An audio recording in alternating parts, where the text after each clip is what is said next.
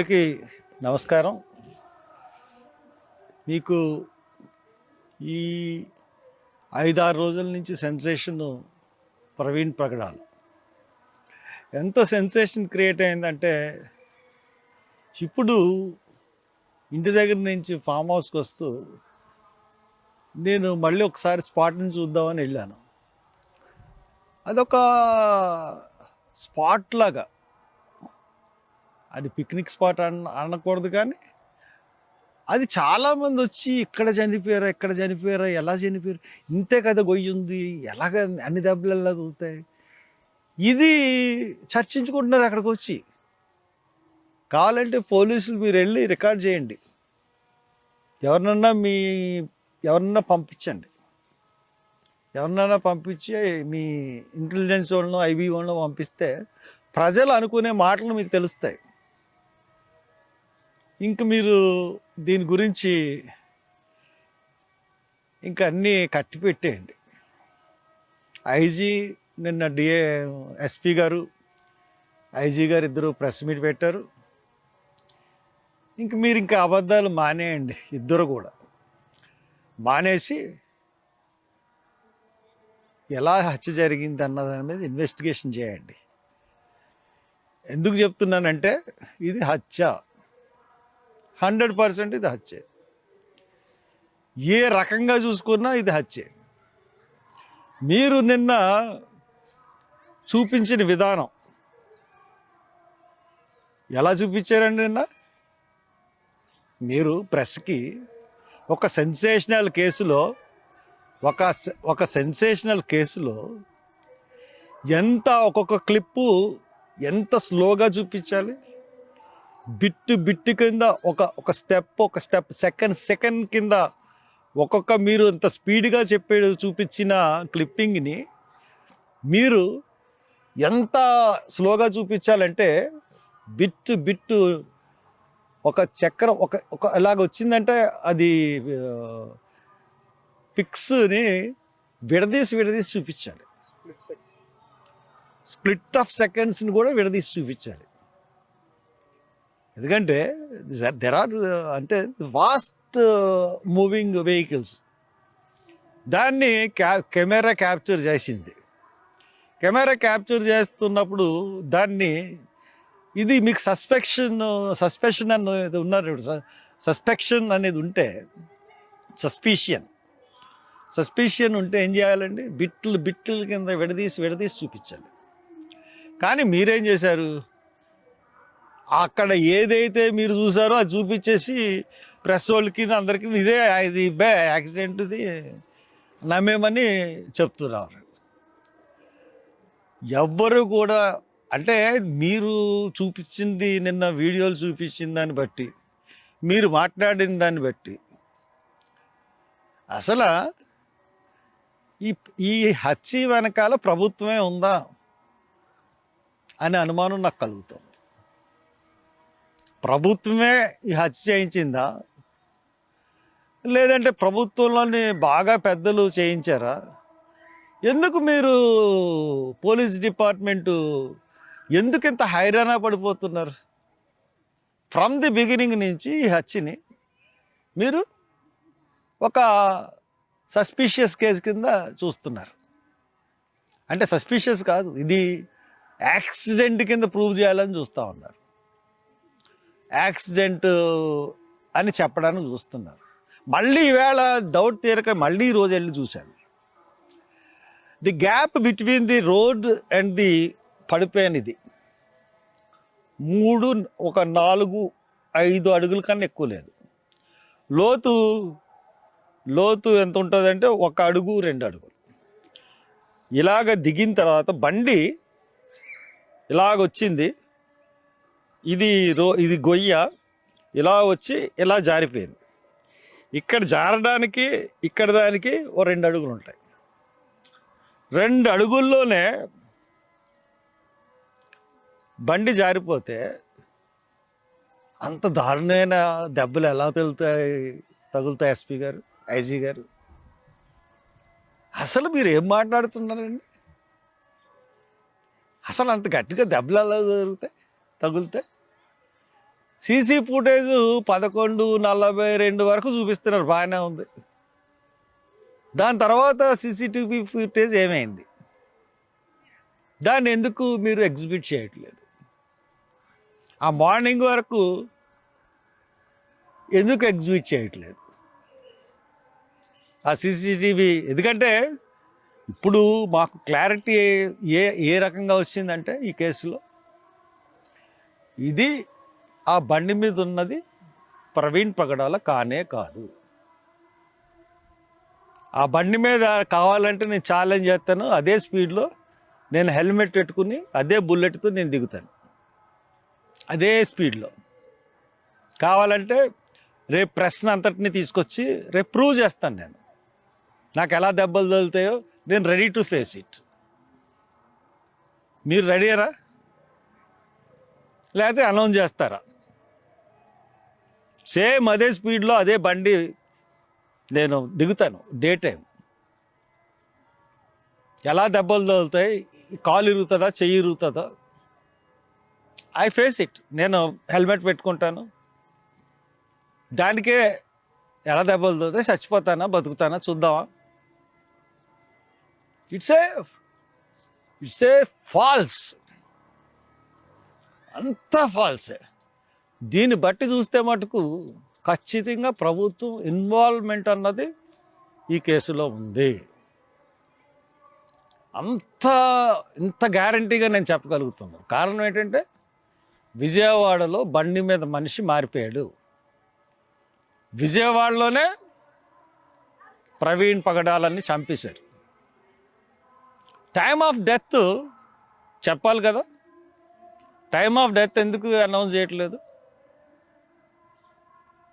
Time of death చెప్పలేదు. Doctors మీరు అమ్ముడైపోయారా? సిగ్గుందా మీకు? ఏంటి మీ పోస్ట్ మార్టం? క్లియర్గా దెబ్బలు కనబడతా ఉంటే అసలు మీరు మనుషుల జంతువులా? అంత క్లియర్గా కనబడతా ఉంటుంటే మీరు దాన్ని సస్పీషియస్ అని ఎలాగిస్తున్నారు? ఫారెన్సిక్స్కి పంపిస్తామని ఎలాగంటున్నారు? క్లియర్గా దెబ్బలు కనబడతా ఉంటుంటే మనిషి మీద మీరు డాక్టర్లేనా? డాక్టర్ వృత్తికి అవమానం తెచ్చే విధంగా మీరు ప్రవర్తిస్తూ ఉన్నారు. మీ డాక్టర్లు చెప్తున్నారు. ఎంత గవర్నమెంట్ ఇన్వాల్వ్ ఉంటుంటే ఇంత ప్రజలు మొత్తం మా రాష్ట్ర ప్రజలందరూ ఈ కేసు గురించి చూస్తూ ఉన్నారు. ఇప్పటికి కూడా ఇంకా జనం అక్కడ చూస్తున్నారంటే ఏమనాలి మిమ్మల్ని? అంటే గవర్నమెంట్ ఏం చేసినా చెల్లుతుంది, ఏమన్నా కప్పుబుచ్చేసి అనుకుంటుందా గవర్నమెంట్?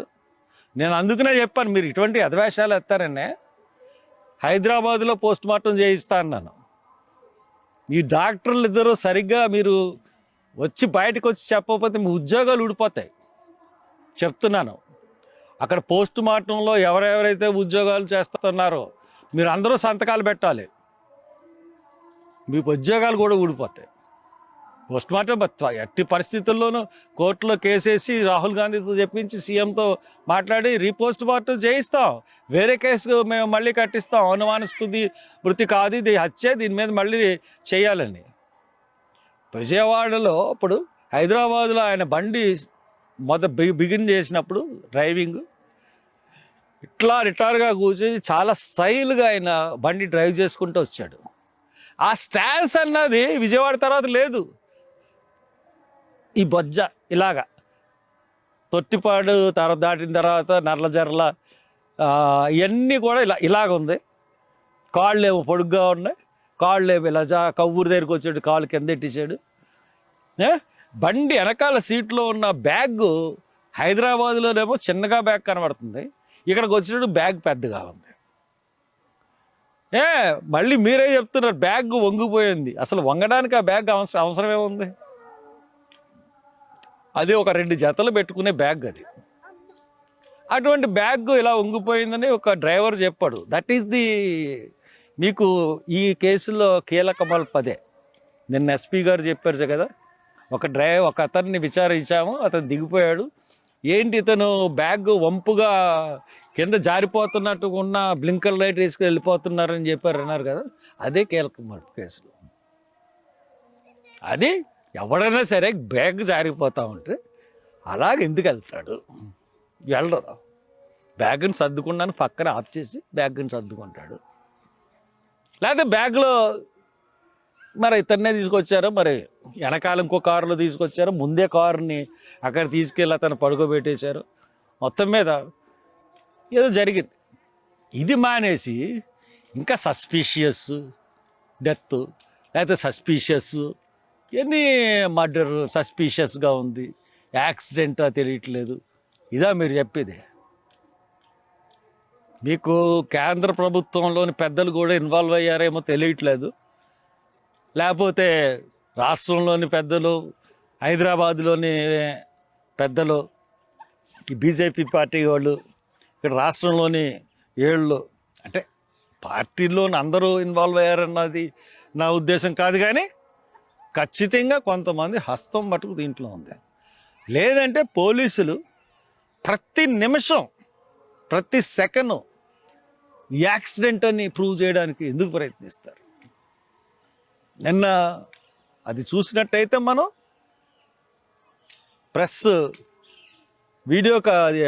ప్రెస్ కాన్ఫరెన్స్లో అంత స్పీడ్గా వీడియోలు ప్లే చేయాల్సిన అవసరం ఏంటి? ఎంత నాటకం ఆడారు ఐజీ గారు, ఎస్పీ గారు, మీరిద్దరూ. అసలు ఒక అబద్ధాన్ని నిజంగా నమ్మించడానికి మీకు నిజమేంటో తెలుసు మీ ఇద్దరికి, కానీ మీరిద్దరూ కూడా గొప్ప నాటకం రక్తి భలే కట్టించారు నేను ప్రెస్ కాన్ఫరెన్స్లో. సో దట్ మీ ప్రెస్ మీట్ని మేము నమ్మట్లేదు. మీరు ఇమ్మీడియట్గా మర్డర్ అని డిక్లేర్ చేసి ఇది మర్డరు, ఆ వైపుగా మా దర్యాప్తు కొనసాగుతుంది అని చెప్పకపోతే మటుకు చాలా దురదృష్టవంతులు అయిపోతారు. మీరు చెప్తున్నాను, చాలా దురదృష్టవంతులు అవుతారు. డాక్టర్స్ కూడా ఆ దాంట్లో ఆ ఇన్సిడెంట్లో ఉన్న వాళ్ళందరూ కూడా చాలా దురదృష్టవంతులు అవుతారు. Thank you. ఎంతమంది జనం చూస్తున్నారు చూడండి. ఏమో మీరు అందరూ చూడడానికి వచ్చారా? ఎందుకని? మీలాంటి వాళ్ళే నిలబడితే మేము నిలబడటం గొప్ప విశేషమే ఉందండి. ఈ బండి ఇక్కడ నుంచి ఇదే బండి ఇలా వచ్చేసింది, ఇలా వచ్చి ఇది చూడండి ఎన్ని అడుగులు ఉంటుంది లోతు. ఎన్ని అడుగులు ఉంటుందంటే లోతు 1 2 3 4 5 6 7 6 అంటే ఆ పై నుంచి అంటే రాళ్ళు ఇక్కడ ఉన్నాయి. బండి ఇక్కడ పడిపోయింది, బండి మీద మనిషి పడిపోయాడు. బండి ఇలా పడిపోయినప్పుడు ఒకవేళ హెల్మెట్ ఉన్నప్పుడు నెత్తి మీద దెబ్బలు తగలు. అవునా? అవునండి. పక్క తగులుతుంది, చెంప మీద కానీ ఈ చెంప మీద కానీ తగులుతుంది, కుడి చెంప మీద కానీ ఎడం చెంప మీద కానీ తగులుతుంది. కానీ బండి ఇక్కడ పడిపోతే ఈ నడినెత్తి మీద ఈ ముఖం మీద దెబ్బలు ఎలా తగులుతాయి? ఇలా వచ్చాడు, ఇలా వచ్చి పోని బండి ఇది మీద పడిపోయింది అనుకుందాం, నెత్తి మీద ఎలా దెబ్బలు తగులుతాయి? ఈ భుజం, కాళ్ళు ఇరుగుతాయి. ముఖం మీద అంతే కదండి? అవునా? అందరూ చూపించి ఇక్కడి నుంచి వచ్చి మీరు అందరూ చూడడానికి వచ్చారు. ఆడవాళ్ళు కూడా వచ్చారు, లేడీస్ కూడా వచ్చారు, అందరూ అక్కడ పాపోళ్ళు ఉన్నారు. ఇంత స్పాట్లో ఇలా తగ్గిపోతే మనిషి చచ్చిపోతాడండి. అసలు అసలు చచ్చిపోయేంత లోతు ఏమైనా ఉంది? ఇది చిన్న దెబ్బలు తగులుతాయేమో, అంతే అంతే, చిన్న దెబ్బలు లేవు పైకి వచ్చేస్తారు. అటువంటిది ఇది పడిపోయిన తర్వాత ఏం జరిగింది అన్నది పోలీసు వాళ్ళు వీడియోలు చూపించట్లేదు. వాళ్ళందరూ తీరా అక్కడి నుంచి, వాళ్ళందరికీ ఇది ప్రతి వాళ్ళు ఇంతమంది వచ్చి చూస్తే వెళ్తున్నారు ఇక్కడికి. అంటే ఆ పాస్టర్ని చంపేశారు, చంపేసి ఇక్కడ ఎక్కడి నుంచో తీసుకొచ్చి ఇక్కడ పడేసి ఇక్కడ బండి ఇలా పెట్టిపోయారు. అది క్లియర్గా మనకు అర్థమవుతున్నది.